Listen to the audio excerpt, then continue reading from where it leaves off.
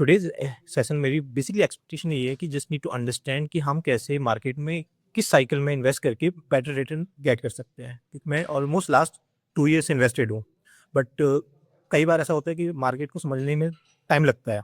With the experience 20 years भी कम है और किसी को 1 साल भी सफिशियंट है, तो वो जस्ट नीड टू अंडरस्टैंड कि इनकी कम है, मतलब एक अच्छे खासा एक्सपीरियंस जो फैमिली के साथ भी मिला है और अभी इनका खुद का एक्सपीरियंस है, जिसके बेसिस से मुझे ये उनका आउटकम मिल सके। That's all. Okay, so I hope आपको एक्सपीरियंस यहाँ करने को मिले। एंड आपकी क्या एक्सपेक्टेशन है आज?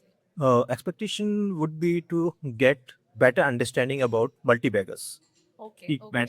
रिजल्ट जो होते हैं कि 20x फिर 5x की बेसिक में इनिशियल स्टार्टिंग कहाँ से होती है, क्योंकि मैंने ऑलमोस्ट 2 ईयर से सर के साथ कनेक्टेड हूँ।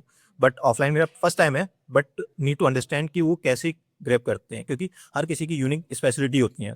तो यूनिक स्पेशलिटी में से भी ऐसा नहीं कि हाँ वो हर किसी को आइडेंटिफाई, क्योंकि हम में क्या यूनिक रहेगा, मैं अपने लेवल पे कैसे आइडेंटिफाई कर सकता हूँ, क्योंकि हर कोई अपनी बताता है लिमिटेड वे में।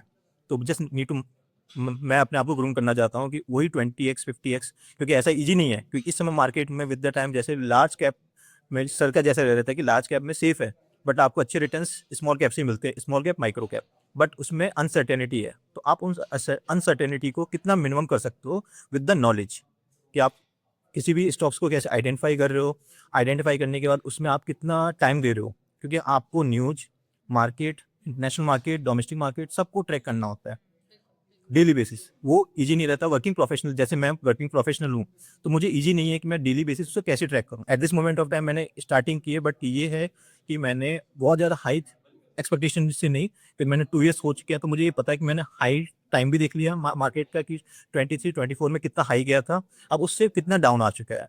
तो इट्स अ राइट टाइम कि अब मैं, जैसे सर ने कहा है कि 2 सेक्टर, तो वो 2 सेक्टर किस बेसिस पे, हर किसी का रीजन होता है ना, कि अगर वो ये कह रहे हैं कि हाँ कि इस सेक्टर में इन्वेस्ट करोगे तो आपको रिटर्न अच्छे मिलेंगे, बट उसका रीजनिंग प्रॉपरली वो सो आई होप आपकी एक्सपेक्टेशंस पूरी हो और हम सेशन के बाद फिर से बात करेंगे इस बारे में, ठीक है? या थैंक यू।